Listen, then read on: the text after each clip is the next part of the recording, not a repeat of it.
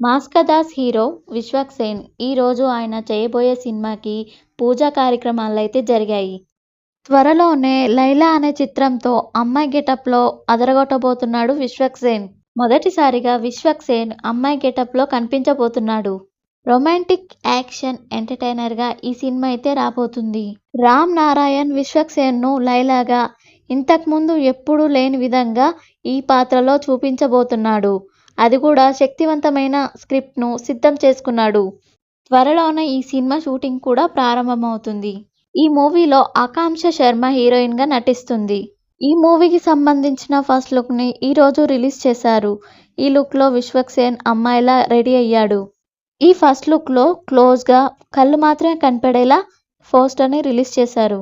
ఈ movie next year February 14న release చేయబోతున్నారు. అంటే వాలంటైన్స్ డే రోజు.